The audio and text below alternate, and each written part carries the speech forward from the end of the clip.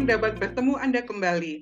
Kali ini bersama-sama kita akan berdiskusi lebih mendalam tentang perspektif ekonomi perdagangan karbon bagi Indonesia.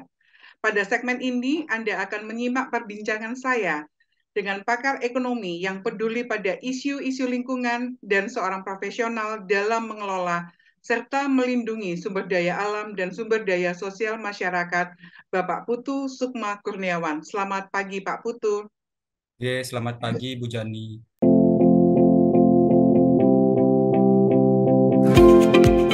Para pembelajar yang budiman, dampak perubahan iklim semakin meluas dirasakan negara-negara di dunia. Peningkatan emisi karbon atau CO2 global didominasi oleh banyaknya perubahan penggunaan lahan dan kehutanan. Pada tahun 2021, Carbon Brief mengungkapkan penghasil emisi terbesar terutama adalah negara-negara yang memiliki wilayah geografis luas dan banyak melakukan aktivitas penebangan hutan untuk lahan pertanian dan untuk bahan bakar sebagaimana terjadi di Amerika Serikat, Rusia, dan Cina. Negara-negara hutan hujan seperti Brasil dan Indonesia juga mengalami deforestasi pada akhir abad ke-19 dan awal abad ke-20 oleh pemukim yang menanam karet, tembakau, dan tanaman komersial lainnya. Semakin meningkat di sekitar tahun 1950, termasuk untuk lahan guna peternakan sapi, penebangan kayu, dan perkebunan kelapa sawit. Indonesia menempati urutan kelima sebagai negara penghasil emisi karbon kumulatif terbanyak di dunia mencapai angka 102,562 gigaton CO2. Artinya, Indonesia juga berperan terhadap perubahan iklim global. Negara-negara G20 sudah mengadopsi Paris Agreement dan berkomitmen mengurangi emisi karbon sejak 2016. Indonesia telah menyatakan consent to be bound pada Paris Agreement melalui Undang-Undang Nomor 16 Tahun 2016 tentang pengesahan Paris Agreement. Sebagai wujud komitmen Indonesia pada Paris Agreement, Indonesia mentargetkan di sektor energi dapat menurunkan emisi karbon sebanyak 314,390 juta ton CO2 pada tahun 2030 dengan target penurunan gas emisi rumah kaca sebesar 29%. Dari sini saya akan memulai perbincangan saya dengan Bapak Putu Sukma Kurniawan dengan mengajukan pertanyaan, bagaimana perspektif seorang ekonom Pak Putu, terutama yang menekuni bidang pengelolaan dan perlindungan sumber daya alam dan sumber daya sosial masyarakat agar dapat dikelola secara berimbang dan berkelanjutan memandang keikutsertaan Indonesia dalam Paris Agreement.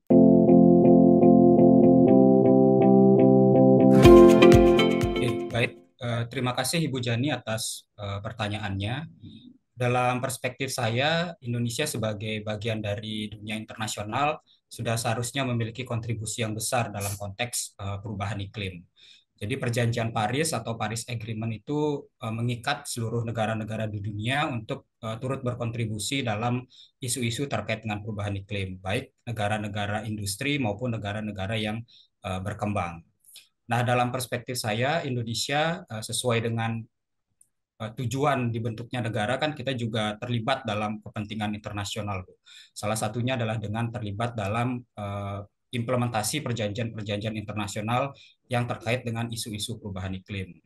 Melalui Kementerian Lingkungan Hidup dan Kehutanan, pemerintah Republik Indonesia sudah mengeluarkan berbagai macam aturan yang dapat diimplementasikan untuk isu perubahan iklim. Jadi dalam perspektif saya, pemerintah Indonesia itu juga sudah berkontribusi aktif terkait dengan isu-isu dalam perubahan iklim sebagai bagian dari partisipasi internasional terkait dengan penanggulangan permasalahan yang terkait dengan perubahan iklim. Terima kasih banyak Pak Putu atas penjelasannya. Saya mohon izin melanjutkan pada pertanyaan berikutnya, yaitu kalau dipandang dari aspek ekonomi berbasis kehutanan, bagaimanakah Pak Putu memandang keikutsertaan Indonesia dalam Paris Agreement ini?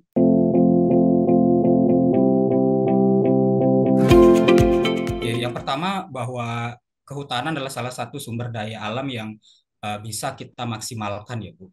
Artinya selama ini logika lingkungan kita selalu berpikir bahwa hutan harus dieksploitasi untuk mendapatkan segala sesuatu dari sana. Jadi artinya nilai ekonomi hutan itu diidentikan dengan eksploitasi hutan. Tapi dengan adanya Paris Agreement, kemudian konsep perdagangan karbon dan apa namanya terkait isu emisi karbon lainnya, hutan sekarang dipandang sebagai sumber daya alam yang bahkan dalam bentuk aslinya pun dia bisa menghasilkan manfaat ekonomi. Nah, jadi dari sini, dari pengalaman saya juga, saya berpendapat bahwa hutan itu sekarang tidak harus dieksploitasi untuk mendapatkan manfaat ekonominya. Jadi dengan menjual dalam tanda petik kemampuan hutan untuk menyerap emisi karbon itu sudah menghasilkan manfaat ekonomi yang besar bagi negara dan juga meningkatkan peran masyarakat untuk mengedukasi masyarakat utamanya. Bagaimana pentingnya untuk menjaga hutan dan memaksimalkan potensi hutan tanpa harus melakukan eksploitasi yang berlebihan terhadap hutan. Ini artinya bahwa aktivitas ekonomi itu maksud saya tidak harus melakukan eksploitasi, tapi kita juga bisa melakukan menjaga hutan. Artinya mungkin ada bagian hutan yang dieksploitasi, tapi dengan cara-cara atau etika-etika bisnis, tapi ada juga bagian-bagian hutan yang tidak perlu dieksploitasi, karena itu juga bisa mendapatkan manfaat ekonomi dari aktivitas perdagangan karbon misalnya.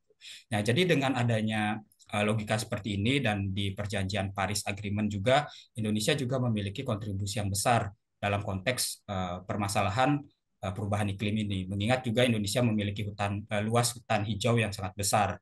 Jadi dengan demikian dalam perspektif saya hutan itu harus dijaga sehingga pemerintah Indonesia bisa turut berpartisipasi aktif secara internasional, utamanya untuk mendukung peraturan-peraturan internasional dalam konteks perubahan iklim, misalkan Protokol Kyoto, Paris Agreement, atau hasil-hasil diskusi yang ada di COP26 ataupun COP27 yang baru selesai di bulan November kemarin.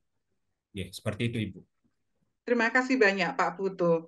Terima kasih disampaikan kepada Bapak Putu Sukma Kurniawan atas penjelasan yang demikian bernas dan terang benderang. Semoga perbincangan ini bermanfaat dan sampai jumpa.